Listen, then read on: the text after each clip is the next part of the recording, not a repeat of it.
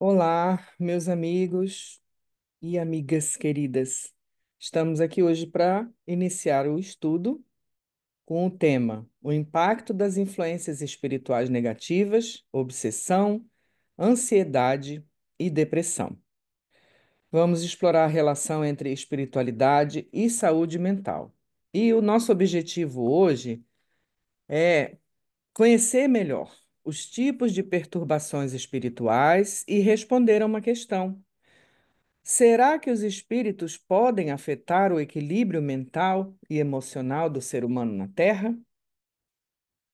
Para aqueles que não me conhecem, eu sou a Jacinta Carvalho e vamos iniciar esse estudo junto com a União Espírita da Noruega. Os tópicos que nós vamos abordar hoje são: vamos procurar compreender a lei de causa e efeito para que a gente possa fazer um entendimento mais pedagógico. Compreender a lei de causa e efeito, os antigos padrões e desafios que a gente carrega, o que é a obsessão e por que ela acontece. Vamos procurar compreender as influências espirituais negativas, ver a ansiedade sob a ótica espiritual, a depressão sob a ótica também das influências espirituais e vamos ver se a gente consegue criar e compartilhar algumas estratégias de proteção e prevenção desse assunto que é tão fundamental e tão desconhecido na nossa vida. Para começar, compreendendo a lei de causa e efeito, ela também é chamada de lei de ação e reação ou lei do karma. É um princípio universal que rege a justiça divina e a evolução espiritual. Toda ação gera uma consequência correspondente, seja nessa vida ou em outras vidas futuras.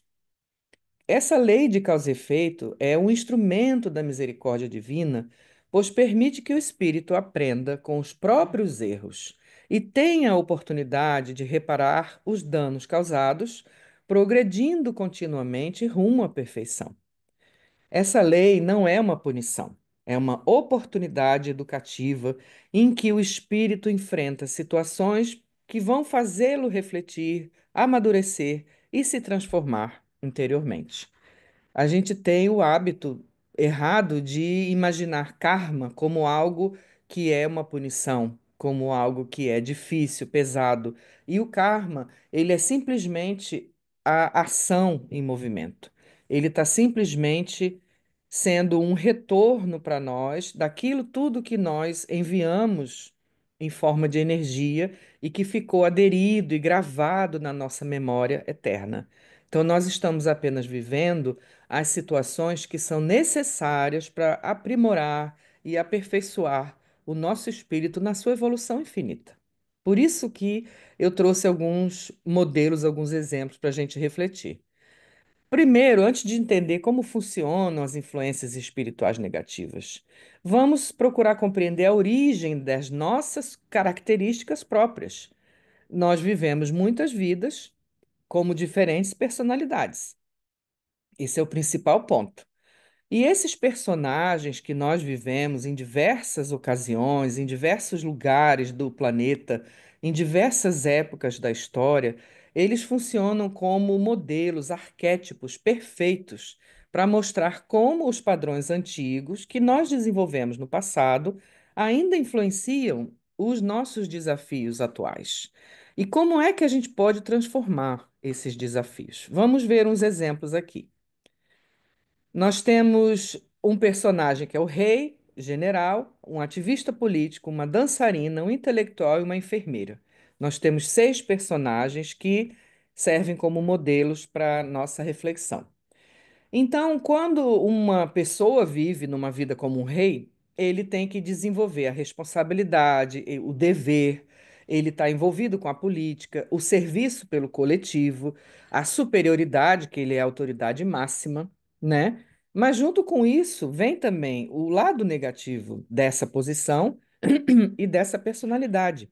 Ele também vai desenvolver, se não prestar muita atenção, o egocentrismo, a vaidade, o orgulho e, em muitos casos, o mau uso do poder.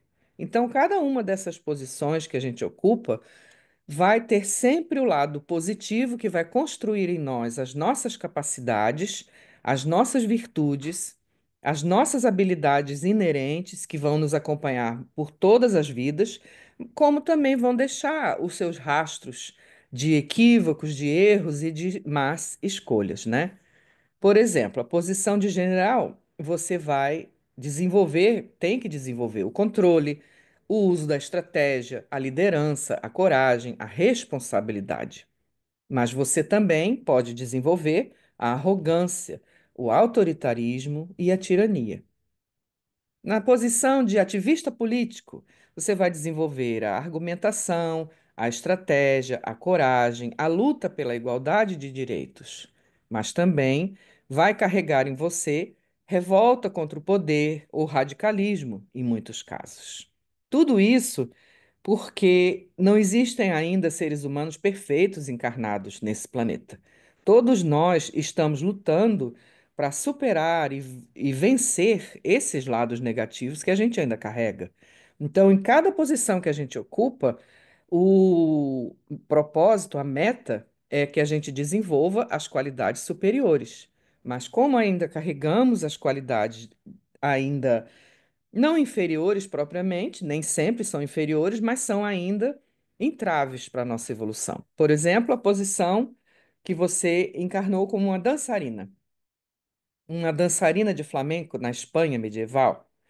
Você era um espírito livre, rebelde, independente, criativo, otimista, mas também podia ter dificuldade de relacionamento, porque a posição da mulher naquele tempo era de escravidão, praticamente. Então você não queria se sentir presa, tinha dificuldade de relacionamento, queria mudar os outros, não aceitava ser controlada, queria fazer as próprias escolhas. Numa posição de intelectual, de escritor, de filósofo, você desenvolvia teorias muito interessantes, apoiando-se na filosofia, e você tinha um grande desejo de mudar o mundo. Mas aí você também se sentia inferior, ansioso, deprimido e queria ser aceito, porque geralmente as novas ideias têm dificuldade de ser implantadas e aceitas por uma maioria que é contra tudo aquilo. Numa outra vida, você pode ter vindo como uma enfermeira. Era uma mulher, representava a docilidade, o amor, o cuidado em meio à guerra, aprendeu a servir e a cuidar e a dar a sua vida pelos outros, e você era chefe das enfermeiras. Então, naquela vida, você também se tornou uma pessoa controladora, exigente e que queria tudo do seu jeito, sendo autoritária. Nessa vida, agora, nós vamos viver os efeitos desafiadores daquelas personalidades que ainda estão sedimentadas em nós. Porque esses arquétipos não nos abandonam facilmente. Eles influenciam totalmente a necessidade de desafios que nós vivemos no presente, como um aprendizado e a superação. Então, nós vamos ter muitas vezes conflitos entre memórias inconscientes e a realidade. Nós vamos ter grandes contrastes para a educação do espírito imortal. Esses contrastes podem gerar ansiedade, impaciência, necessidade de controle, podem gerar depressão porque nós não conseguimos fazer mais ou tanto quanto queríamos e vamos carregar uma sensação grande de impotência. Porque o rei que quer comandar e não consegue, vai gerar ansiedade. O general que quer ser aquele que comanda e que dá as ordens para várias pessoas, não vai ser ouvido e não vai ter aquela posição, pode gerar depressão. Aquele que é contra o regime, o governo, a política, do jeito que as coisas são e não pode fazer nada a respeito daquilo, vai criar irritação. Aquela que se sente presa e não consegue expressar sua liberdade e independência vai ter a sensação de impotência, ou de revolta, ou de desistência. O desafio é vencer essa revolta que a gente carrega contra as nossas limitações, sejam elas quais forem, tá? Que limitações nós vamos sempre ter algumas. Elas ainda são necessárias na nossa vida porque nós carregamos um potencial de energia que nós ainda não compreendemos. E como nós somos a soma de várias experiências e várias vidas passadas, nós ainda não temos a direção certa para onde nós vamos. Nós temos um plano, temos um mapa, e cada pessoa tem o seu próprio mapa. Ninguém vai viver uma experiência igual à do outro. Mas quando os desafios aparecem na nossa vida e a gente se revolta contra a vida que estamos vivendo, as condições que temos, as pessoas com quem convivemos, a falta das coisas, isso nos torna muitas vezes impotentes, ou a sensação de impotência toma conta de nós, porque nós não sabemos como vencer e como ir em frente. E aí onde entra não só o papel dessas influências espirituais externas, como internas. Nós vamos ver a seguir. Por isso que é tão importante que a gente consiga encarar esse entendimento daquilo que nós já fomos no passado. Basta você olhar quem você é hoje, os desafios que você enfrenta hoje e os bloqueios que você tem, e você vai saber mais ou menos que tipo de vida você teve no passado. E olhar para isso com aceitação e superação constante, tá? Vamos ver então o que é obsessão e auto-obsessão e por que que elas acontecem na nossa vida. A obsessão é uma fixação intensa que pode gerar angústia emocional e mental. Esse estado impacta a vida cotidiana de maneira negativa. São pensamentos repetitivos ou compulsivos sobre questões espirituais que dificultam o alívio mental e emocional. Mais adiante, Kardec vai explicar para nós nos próximos slides. A obsessão espiritual também pode resultar numa grande angústia afetando as relações pessoais e a qualidade de vida. A definição de obsessão por Kardec é uma influência persistente e negativa que um espírito pode exercer sobre outro, variando de uma simples perturbação até um domínio completo das faculdades mentais e do corpo, tá? Vale salientar que influência persistente e negativa que um espírito pode exercer sobre outro não necessariamente vai ser um espírito desencarnado. Afinal, nós somos todos espíritos. Às vezes, nós conhecemos pessoas que são verdadeiros obsessores encarnados. São pessoas que estão aqui ao nosso lado, na vida da Terra, e que se tornam nossos obsessores porque continuam persistindo de forma negativa, se tornam pessoas tóxicas na nossa vida, trazem influências muito pesadas e tornam realmente a nossa caminhada muito mais difícil de viver.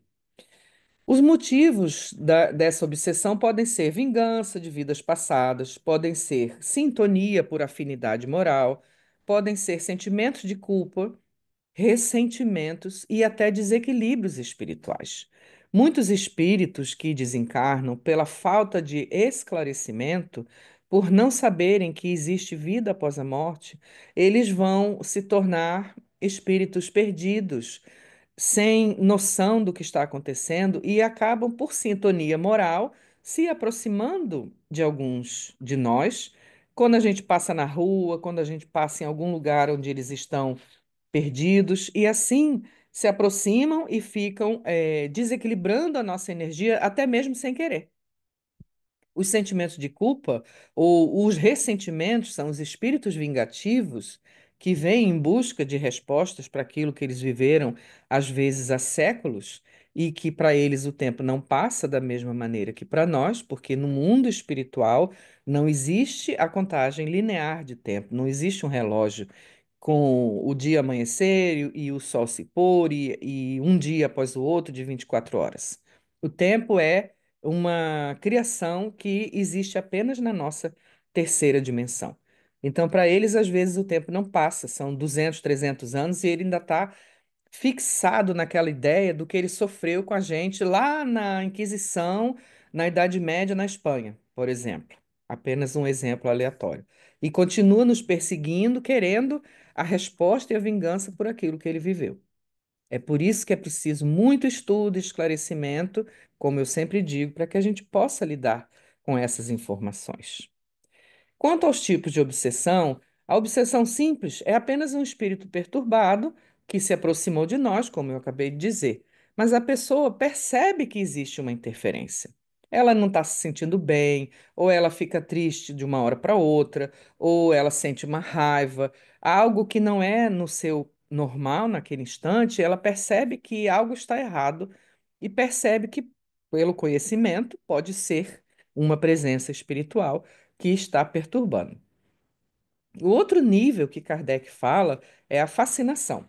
O espírito ilude a vítima, que acredita cegamente nas ideias que foram impostas. No próximo slide, nós temos as perguntas do Livro dos Espíritos e eu vou explicar um pouquinho melhor sobre isso. E a subjugação, que é o domínio completo, podendo afetar o corpo e a mente. Já aqui, na autoobsessão, que é um tema fundamental e que às vezes não é esclarecido, é preciso compreender que nós também criamos processos. Nós mesmos, a própria pessoa, se mantém agarrada a pensamentos negativos, sentimentos de culpa, autopunição, autossabotagem, tornando-se o seu próprio inimigo, o seu próprio algoz espiritual.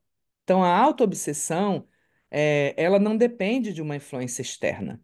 Ela nasce do desequilíbrio das várias personalidades que nós vivemos e daqueles traumas que nós nos agarramos por muitas vidas e viraram traumas inconscientes que vêm à tona em determinadas situações. Por esses pensamentos negativos e sentimentos de culpa, a gente acaba se auto-sabotando.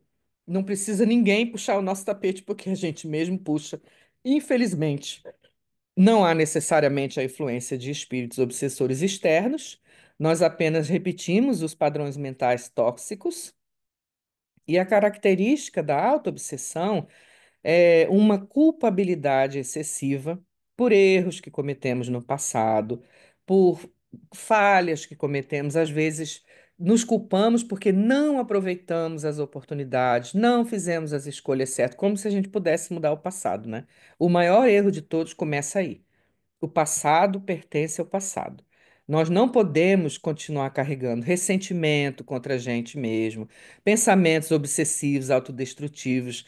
Não podemos esquecer de nos perdoar. Temos que superar essa dificuldade de nos perdoar.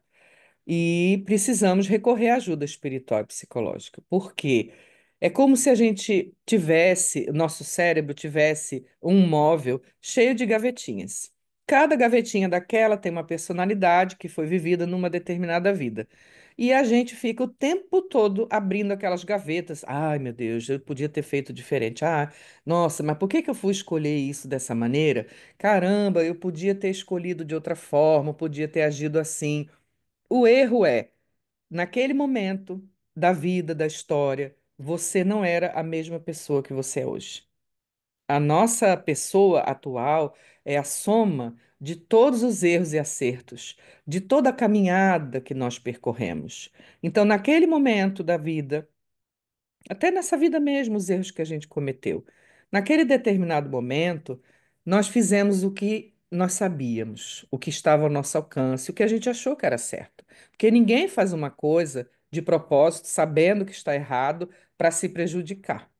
A gente faz o que está ao nosso alcance fazer, porque o nosso conhecimento é limitado em determinados momentos. E aí chega uma hora que nós vamos evoluindo através do próprio sofrimento e vamos crescendo dentro daquela caminhada, mesmo que seja devagar, mas chegamos ao ponto que estamos hoje, que temos consciência de que uma determinada coisa está errada, de que sim, eu poderia ter feito escolhas diferentes, mas não adianta carregar a culpa, porque a culpa paralisa.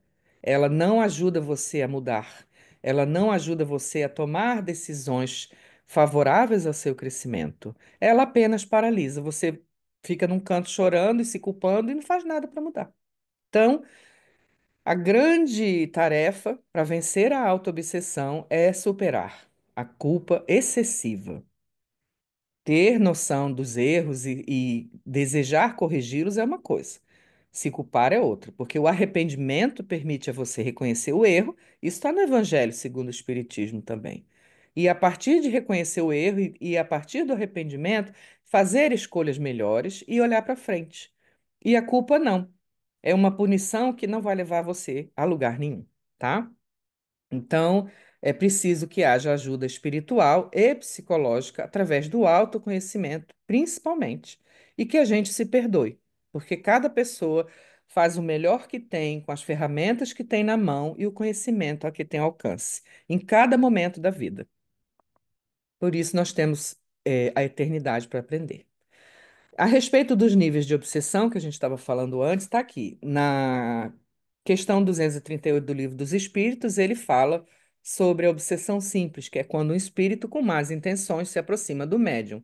Ele pode trazer falsas mensagens, podem ser espíritos brincalhões, podem agir por vingança, mas é uma coisa bem menos profunda do que a fascinação, por exemplo, que paralisa o raciocínio do encarnado. O médium fascinado é uma coisa muito enraizada energeticamente, que leva muitos anos para acontecer e que não acontece com qualquer pessoa. Ela acontece em determinadas situações, com determinadas pessoas que têm uma matriz perispiritual propícia àquilo tudo devido a grandes erros do passado. Então, é muito difícil ser o caso de algum de nós que está aqui. Ela paralisa o raciocínio do encarnado, o médium fascinado não acredita que alguém o está enganando, ele não compreende o absurdo do que ele escreve, ou do que ele fala, ou do que ele faz, ainda quando esse absurdo seja evidente para todos os outros. Ele fica tão iludido com aquela influência espiritual que ele não acredita em mais ninguém e acredita só naquilo que todo mundo está vendo que é um absurdo. A subjugação é uma constrição que paralisa a vontade do médium e o faz agir mesmo contra a sua vontade. Manuel Filomeno de Miranda, que é um escritor que eu admiro muito, que traz as mensagens através de Divaldo Franco, no livro Loucura e Obsessão, ele conta diversos casos muito didáticos que nos ensinam muito, e um deles ele dá o exemplo bem extenso da subjugação de um espírito sobre uma pessoa encarnada. Essa subjugação pode ser moral, a pessoa é constrangida a tomar resoluções que muitas vezes são absurdas e comprometedoras, ou uma subjugação corporal. O espírito atua sobre os órgãos materiais e provoca movimentos involuntários. Por exemplo, algumas pessoas que estão até internadas em casas, de tratamento psiquiátrico começam a escrever com o dedo, na parede, como se estivessem realmente com um lápis na mão. Se abaixar em público e falar com estranhos é um caso que tem num dos livros que eu li, que o espírito constrangia para humilhar o encarnado, buscando vingança. Essa pessoa encarnada, ela ia na rua e passava qualquer estranho, ela se abaixava na frente, como alguém se abaixa para, como esse rapaz da foto, ou para entregar um anel quando pede em casamento, aquela forma de se abaixar, e falava com a pessoa como se conhecesse, e as pessoas olhavam para ele, porque ele era um estranho e ele passava muita vergonha. E depois ele não conseguia resistir a esse impulso, mas depois ele tinha consciência do ridículo do que ele tinha feito e ficava muito envergonhado. Só que o espírito que o estava constrangindo dominava daquela forma, tá? Isso é para que vocês apenas tenham noção que existem obsessões de todos os níveis. A obsessão mais comum que a gente conhece no nosso dia a dia, e como eu sempre digo, Kardec fala, perguntando aos espíritos se os espíritos nos influenciam, que é a primeira pergunta que nós fizemos nesse estudo. E os espíritos respondem que sim, que na maioria das vezes são eles que nos conduzem. Essa obsessão do dia a dia é aquela que faz a gente ficar com raiva, impaciente, triste demais, com vontade de desistir da vida, achando tudo muito difícil, impossível de ser superado, encontrando bloqueios enormes. Esse tipo de influência, que pode ser vencida com estudo, com entendimento, com acompanhamento espiritual e psicológico, é a mais comum. Mas é essa também que pode nos levar às influências. Ah, eu esqueci de falar desse. Vamos voltar. Que pode nos levar à ansiedade e à depressão. Vamos falar desse aqui. Isso aqui é apenas explicando que as influências espirituais negativas podem se manifestar como pensamentos intrusivos e persistentes que afetam nosso bem-estar emocional, causando um aumento da ansiedade, prejudicando o bem-estar geral e a saúde mental. Eles podem provocar vários sintomas, como insônia, fadiga, dificuldade de concentração, gerar medos irracionais, que podem aparecer sem nenhum motivo claro, causando grande ansiedade e dificultando a vida cotidiana. Podem gerar sentimentos de desespero, podendo se manifestar como uma sensação de perda de esperança e falta de controle sobre a vida. Esses são os efeitos dessa influência espiritual na nossa saúde mental e física. Até o sono, até a insônia é uma coisa muito constante na vida da gente, porque quando a gente começa a entrar nesse ciclo de ansiedade, desses medos irracionais, questionamentos de mil coisas. Eu devo fazer isso, eu não devo fazer aquilo. Ah, mas se eu fizer isso, vai acontecer isso, isso, e isso. Como se por acaso a gente tivesse controle do nosso futuro, né? E não percebemos que o máximo e o melhor que a gente pode fazer é cuidar do nosso hoje e nos melhorar como somos, para que as respostas apareçam na nossa vida com clareza muito mais facilmente do que nós imaginamos, tá? Vamos então agora sim falar sobre a ansiedade e a depressão sob a ótica espiritual. A relação entre essas duas é, segundo Joana de Ângeles, que tem esses textos maravilhosos da série psicológica, tanto a ansiedade quanto a depressão não são apenas distúrbios emocionais do corpo e também não são só da mente. Refletem conflitos profundos do espírito imortal. Elas são condições com raízes no passado espiritual, manifestando-se como ressonâncias de experiências não resolvidas em vidas anteriores ou como resultado de padrões mentais cultivados ao longo dos séculos, como eu falei anteriormente. Nós vamos refletir essas experiências que a gente não resolveu e vamos refletir também esses padrões aos quais a gente se acostumou. André Luiz, no livro Domínios da Mediunidade, também fala que muitos casos de obsessão são agravados, até piorados ou causados por tendências internas do próprio obsidiado. Eles nascem realmente dessa autoobsessão. A ansiedade pode ser uma resposta a influências espirituais negativas, refletindo um estado de medo e incerteza. Mas o ciclo de medo e incerteza pode perpetuar sentimentos de insegurança, tornando difícil encontrar a paz interior e a clareza mental. Percebem como é um ciclo que, sem querer, por sentir as influências espirituais em nossa vida, acabamos refletindo estados de medo e incerteza. Mas quando esses medos e incerteza tomam um volume muito grande, porque associam e são somados àquilo que nós já trazemos do passado, eles acabam por sedimentar de uma forma muito grande os sentimentos de insegurança que a gente já carrega, de dúvidas, de querer controlar as coisas e não conseguir, de se sentir impotente. E isso torna difícil encontrar essa paz interior e alcançar essa clareza mental, justamente porque se tornam maiores do que está ao nosso alcance lidar. Então, a Joana também fala aqui, ela define, mas aqui eu trouxe as palavras de Jesus para nos dizer: quem são os ansiosos?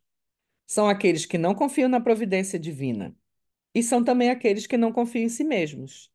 Aqui Jesus disse, num dos trechos em Mateus, sobre os ansiosos que não confiam na providência divina.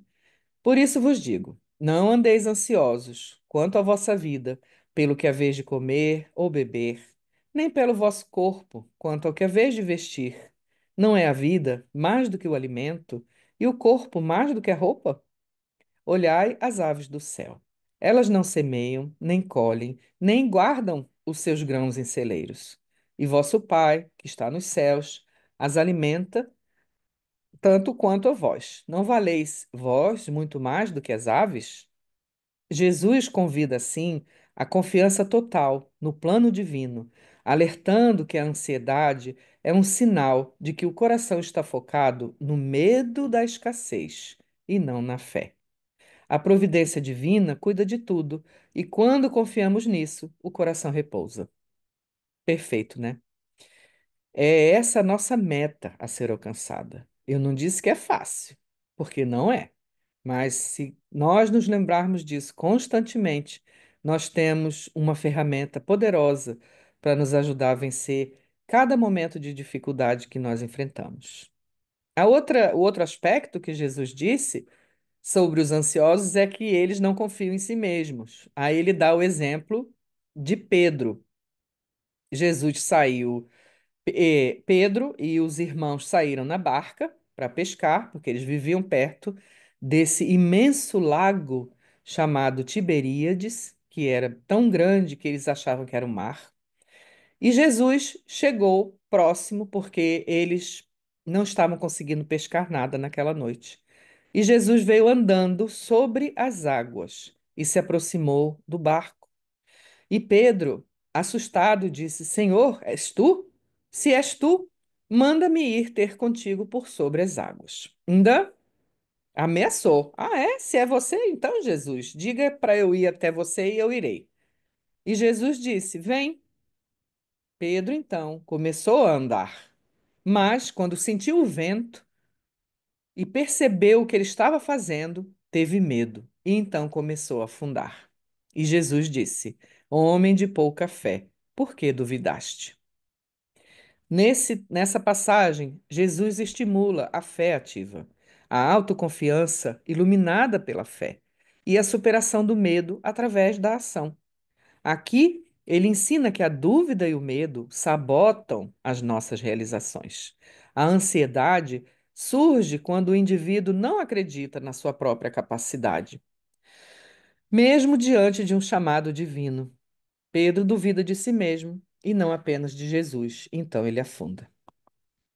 É isso que nós precisamos aprender todos os dias. Por isso, estamos trazendo essa visão espiritual da ansiedade. Ela é vista como um estado de expectativa constante diante do futuro. Ela é marcada pelo medo, insegurança, necessidade de controle.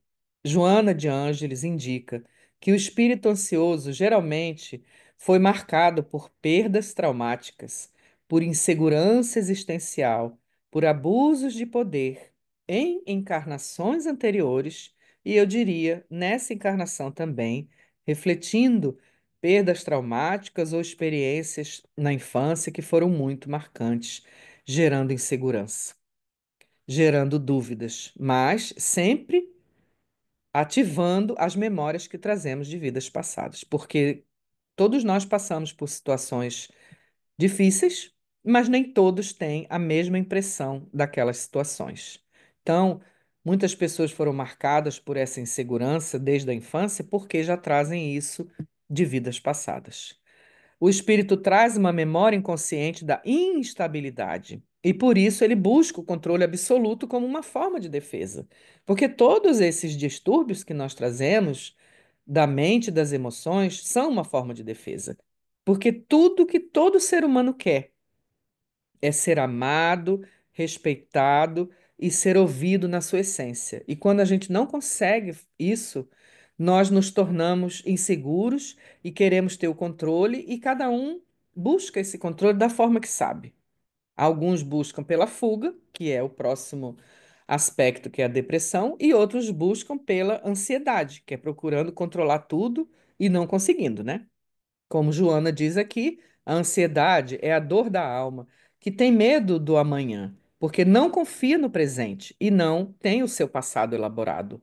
Tem muitas questões a serem respondidas, tem toda uma trajetória para entender as suas emoções, educar as suas emoções.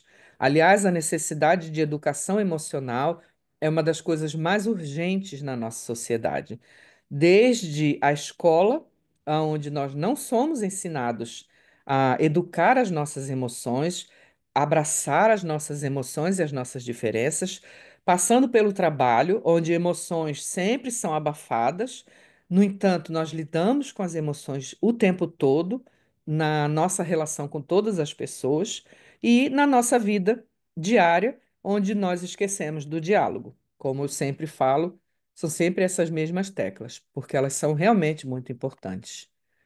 Então, as diferenças entre a depressão clínica e espiritual, porque é necessário falar sobre isso, mais adiante eu vou dizer algumas origens da depressão também no corpo físico. A depressão clínica é uma condição médica reconhecida que exige uma intervenção profissional e pode incluir medicamentos e terapias. A depressão espiritual é frequentemente tratada através das práticas espirituais, da conexão com a comunidade espírita, do apoio emocional. As influências espirituais negativas podem afetar profundamente o bem-estar emocional, levando a sentimentos de desesperança e desespero. A depressão é uma desistência de enfrentar os testes que escolhemos e precisamos para evoluir. E as influências espirituais negativas podem afetar profundamente o bem-estar emocional, levando a sentimentos de desesperança e desespero, como eu disse lá em cima. A depressão é essa desistência que nós muitas vezes escolhemos, porque num determinado momento da vida nos parece que os testes que nós estamos vivendo são pesados demais para nós conseguirmos vencer, que aquilo é demais para nós, que nós não vamos conseguir superar, que não é possível que a minha vida realmente seja ou tenha que ser tão difícil assim. Então, muitas vezes nós queremos desistir de enfrentar esses testes, esquecendo que nós precisamos dele para evoluir, desses testes, esquecendo que as situações da vida, por mais difíceis que possam parecer, estão ali como instrumentos de aperfeiçoamento do nosso espírito. E às vezes a gente diz assim: nossa, mas já está demorando muito isso. A gente vai superar. Eu sempre digo, a gente vai superar, a gente vai passar por isso, nós vamos vencer, isso tudo é temporário. E às vezes eu ouço as pessoas dizer: nossa, mas já está demorando 3 anos, 5 anos, 10 anos. Até quando é esse temporário? E isso, mais uma vez, é porque nós vivemos nesse mundo das três dimensões, onde o tempo é contado em dias, semanas, meses e anos, né? Então, a gente vê as coisas como grandiosas. Ah, desculpem, o espirro passou. A gente vê as coisas como muito grandes, como se muitos anos na nossa vida representasse algo tão importante, tão difícil, esquecendo que nós somos espíritos eternos. A nossa evolução é uma constante através da vida. E alguns anos da nossa vida, até os 80 anos, 100 anos da nossa vida, são apenas um sopro na eternidade. Os espíritos que estão do outro lado, no mundo invisível, no plano astral, eles sabem da nossa programação e buscam nos ajudar, sabendo que nós vamos em determinado momento, superar, se nós aprendermos realmente sobre aquele tema que está sendo tão recorrente em nossa vida, ou vamos nos desesperar porque não conseguimos enxergar mais além. E no Evangelho segundo o Espiritismo também, não lembro o capítulo, ele fala sobre a duração das provas e eles falam assim, que as grandes provas geralmente são o indício do fim das provações. Mas isso quando aceitas com o coração em Deus e sem reclamar. Aí eu digo, pronto, estragou tudo. Porque, mesmo que essas grandes provas representem o final daquela provação que nós estamos vivendo, a dificuldade está em viver tudo isso sem reclamar e lembrando que estamos seguindo o plano divino da nossa evolução. Esse é o nosso verdadeiro desafio, né? Aqui estão, algumas definições da depressão, que pode ser genética. Estudos indicam a existência de um componente genético que representa 40% da suscetibilidade para a gente desenvolver depressão.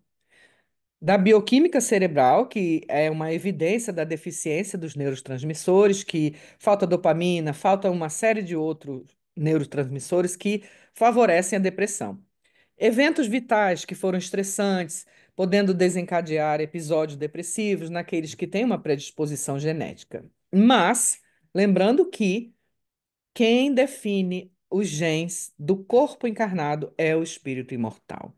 A nossa visão espiritual da vida nos mostra que, antes de reencarnar, nós vamos trazer aquele mapa no nosso perispírito que vai ser transmitido para as células e moléculas do nosso corpo físico.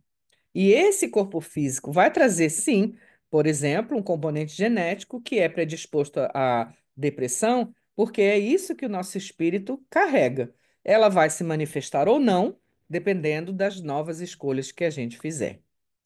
Joana diz para nós que a depressão é uma fuga para dentro. É um movimento de recolhimento do espírito que pode vir da culpa, do arrependimento profundo, da perda do sentido de viver. O espírito deprimido muitas vezes reencarna com tendências à autodesvalorização, dificuldade de perdoar a si mesmo. Ele carrega culpas antigas e não elaboradas, ou seja, você não entendeu direito aquilo que você viveu e o que se passou, mesmo que sejam inconscientes, que acabam drenando a sua energia vital. E o espírito também nasce da revolta, essa depressão, né? Nasce da revolta, consciente ou não, silenciosa ou não, de aceitar os desafios e limitações da vida. A depressão, em muitas situações, é a aflição do espírito, que diante de si mesmo não consegue mais fugir da responsabilidade de crescer e de se transformar. Uma psicóloga, que também é espírita e psiquiatra de São Paulo, doutora Teodora, escreveu vários livros sobre terapia de vidas passadas. Ela dizia que a depressão podia ser definida numa frase: pare o mundo que eu quero descer. É como se a gente quisesse desistir da vida, porque a gente se revolta, conscientemente ou não, que os desafios da nossa vida estão parecendo muito grandes, porque as limitações que são impostas a nós estão parecendo muito grandes e estão demorando muito para passar. Então, naquele momento, eu digo: não, chega, eu não aguento mais, eu quero desistir. Mas é uma aflição mesmo do nosso espírito, porque a gente não consegue mais fugir da responsabilidade que a gente tem de crescer. Em muitas vidas, passamos vidas só de diversão, de boemia, de contemplação nas cortes, em várias situações. Mesmo que a gente fosse um camponês, podia se recusar a trabalhar e viver uma vida vazia, sem desenvolver as qualidades que o espírito necessita. Então, chega um ponto, em determinadas encarnações, em que nós nos vemos obrigados a fazer as coisas acontecerem, a agir. E se a gente não age, a vida compulsoriamente nos empurra na direção certa, seja pela falta daquilo que a gente mais acha que precisava, seja pela falta de saída. Não, eu não consigo sair dessa situação, eu preciso ir em frente, porque é aqui que eu vou crescer. E geralmente, quando nós continuamos e vencemos essa etapa, que parece sem fim ou que parece muito dolorosa, quando nós continuamos, acaba por ser aliviado todo esse sofrimento, porque a compreensão toma conta de nós e outras atividades que a gente desenvolve nas estratégias de proteção, elas nos ajudam a passar por isso que parecia impossível de passar, né? Na saúde mental e física, quando essas duas coisas se misturam, porque às vezes a gente pensa, eu tenho depressão, não vou ter ansiedade. Sinto dizer, mas muitas vezes a gente tem depressão e ansiedade. Os dois juntos geram outros sintomas, tá? A depressão, ela pode ser caracterizada, pode ser, não é um mapa, um roteiro, por frustração, tristeza, por se sentir inútil, irritabilidade, a perda de interesse nas atividades normais, a pessoa não tem mais vontade de tomar banho, de sair de casa, de fazer as coisas simples do dia a dia. Pensamentos de suicídios e distúrbios no sono ou fome. A ansiedade, ela pode vir porque é uma coisa mais agitada, como tremedeira, uma respiração descontrolada, nervosismo, a sensação de impotência, o pânico, o sentimento de um risco iminente, taquicardia quando seu coração acelera, aumenta o suor porque você está nervoso, ansioso. Tudo isso é possível. E quando elas duas se juntam, existe um movimento de inquietação, de agitação.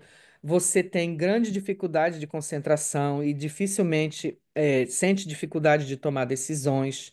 Aparecem sintomas físicos inexplicáveis, dores de cabeça ou dores de estômago, tá? Isso não é uma fórmula, mas é para que a gente fique atento que nós somos um só, corpo, mente e espírito. Então, aquilo que nós carregamos no nosso espírito, refletido na nossa mente, nascendo no nosso inconsciente, transformando-se em emoções, ele se reflete no corpo físico invariavelmente. Ele se reflete na forma de tudo isso que nós falamos até aqui e às vezes ele vira até doença, porque nós, como espíritos, tentando fugir das responsabilidades, dos desafios, das dificuldades que a gente enfrenta, nós nos voltamos para dentro e uma série de coisas vem à tona para nos ajudar a acordar e nos conduzir na direção certa. Através dessas estratégias de proteção e prevenção, a terapia psicológica é fundamental para abordar a depressão, oferecendo um suporte emocional e estratégias para lidar com os sentimentos. O uso de medicamentos, às vezes, são necessários e podem ser prescritos para ajudar a equilibrar esses neurotransmissores por algum tempo que a pessoa precise e aliviar os sintomas da depressão. E o fundamental, as práticas espirituais, como a oração e a meditação, podem complementar esses tratamentos, promovendo o bem-estar emocional e espiritual. Essa terapia cognitivo-comportamental faz parte de uma das abordagens de tratamento, buscando buscar a terapia pode proporcionar um espaço seguro para explorar as emoções e os desafios.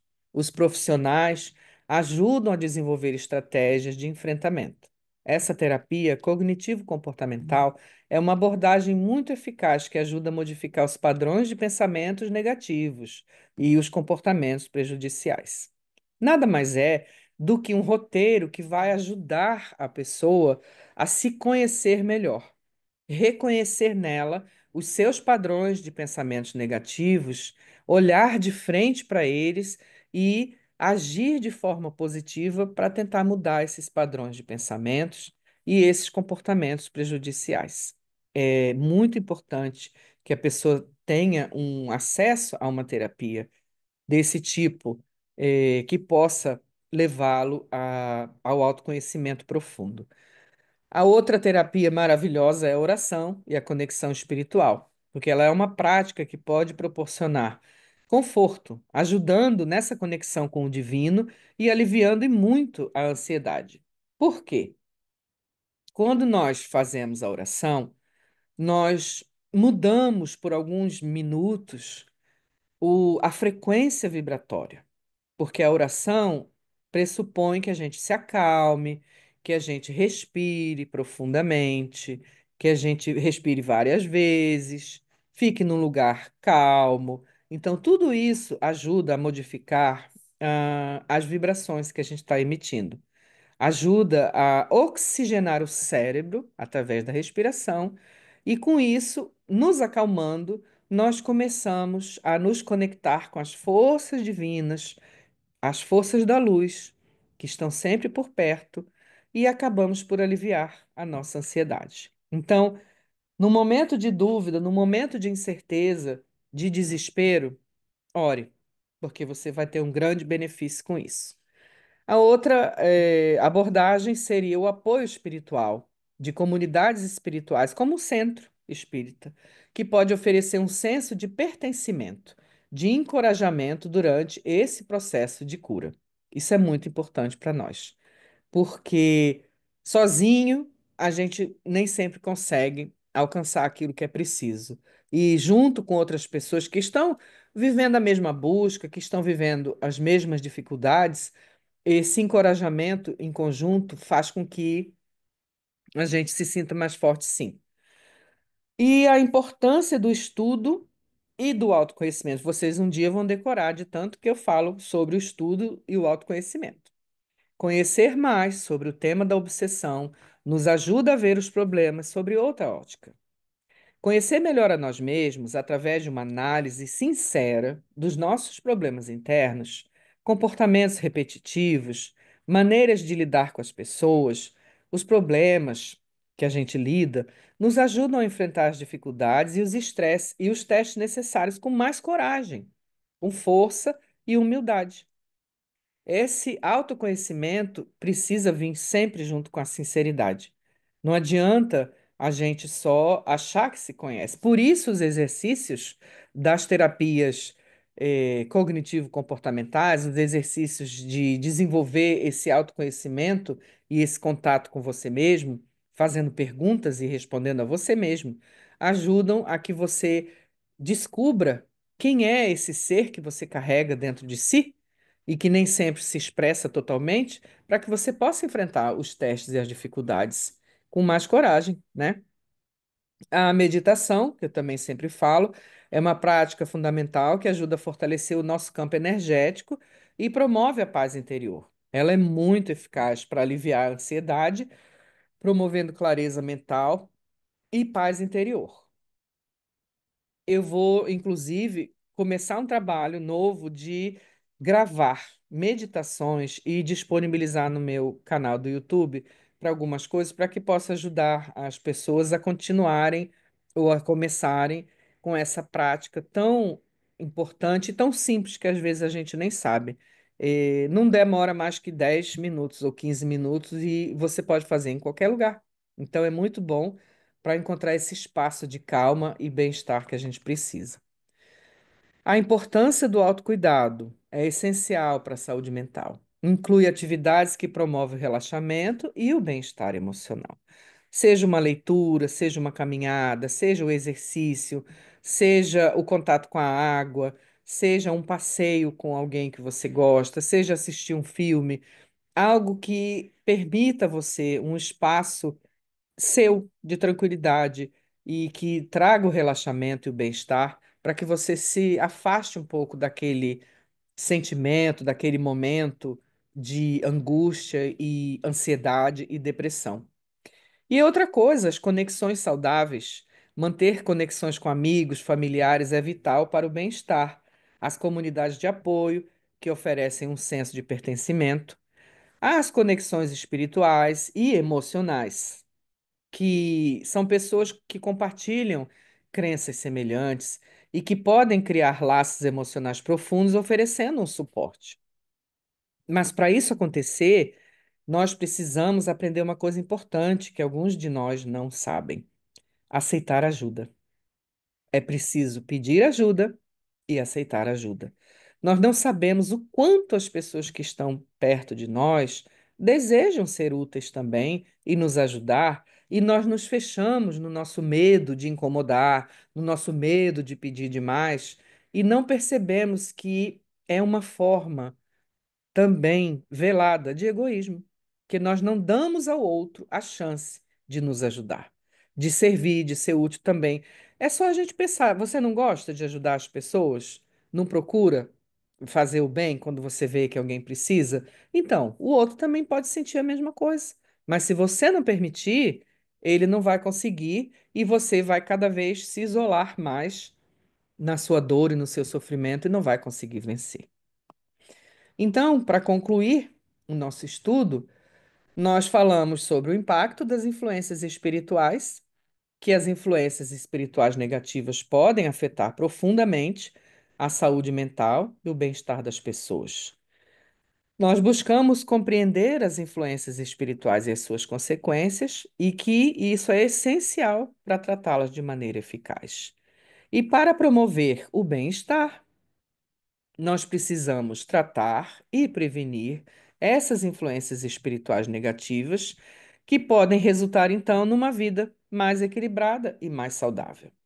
Respondendo assim à nossa pergunta de que os espíritos podem sim afetar o equilíbrio mental e emocional do ser humano na Terra e que, vivendo a lei de causa e efeito, a lei do karma, nós vamos estar sempre cercados de influências de todos os tipos, muitas vezes diferentemente do que a gente gostaria, mas que é possível vencer essa luta e esse aprendizado aprendendo a vencer a nós mesmos em primeiro lugar.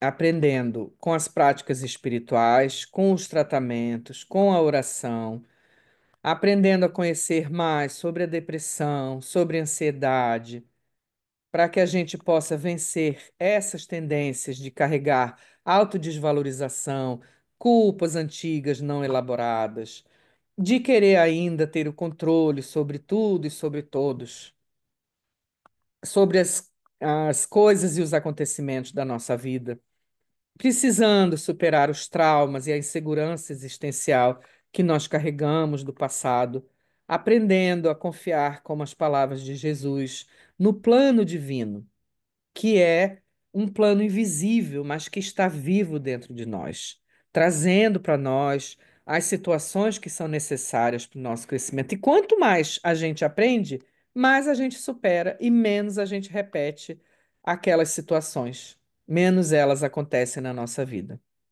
tá? Eu acho que aqui resumiu tudo que nós precisávamos falar, sabendo que a obsessão é um tema muito mais complexo, mas que precisa de muito mais estudo para que a gente compreenda. Então, eu convido vocês a buscarem entender um pouco mais sobre a obsessão através do estudo do Livro dos Espíritos e do Evangelho segundo o Espiritismo, que tem capítulos exclusivos para isso. Inclusive, para quem não sabe nem fazer a oração, tem uma coletânea de preces lá no final do Evangelho segundo o Espiritismo para a gente poder usar quando precisar. Tá bom? Agradeço muito a presença de vocês hoje e vamos encerrar a gravação para que vocês então possam fazer as perguntas se quiserem.